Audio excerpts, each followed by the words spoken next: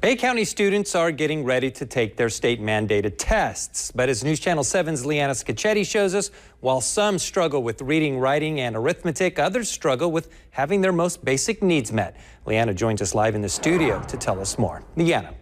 Well, Ron, one of those most basic needs is shelter. When that's hard to find, it has parents moving their kids from school to school, the effects of which can follow the kids for a long time.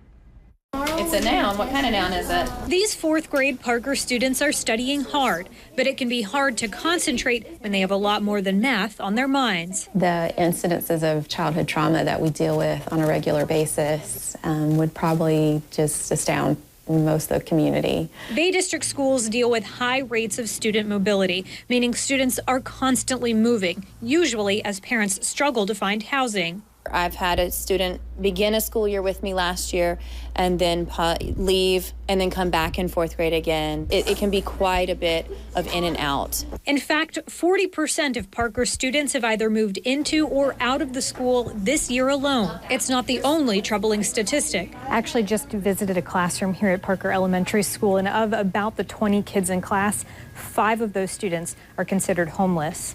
Out of sight, out of mind. Yes, it definitely is. And I will say that from experience. Before coming to Parker, I had no idea that this many students were affected by mobility. It's a problem in the classroom.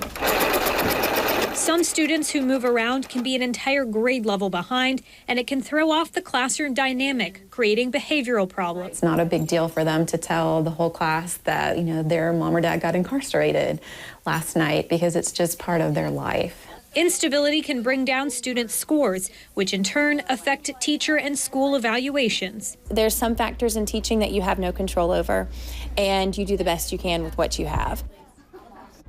Now, this is something they wish everyone, including lawmakers, could see with their own eyes. But Parker has developed ways to deal with it. Each morning, they talk about creating peaceful relationships while also giving the kids a chance to unload and talk about what's troubling them. They also give students clean clothing and toothbrushes and food for the weekend, while also working with community partners, because they say it's happening more, not less. Ron? Leanna, thank you. School leaders want parents to know this instability does have an effect on their students, but there are many resources available to help make those students successful.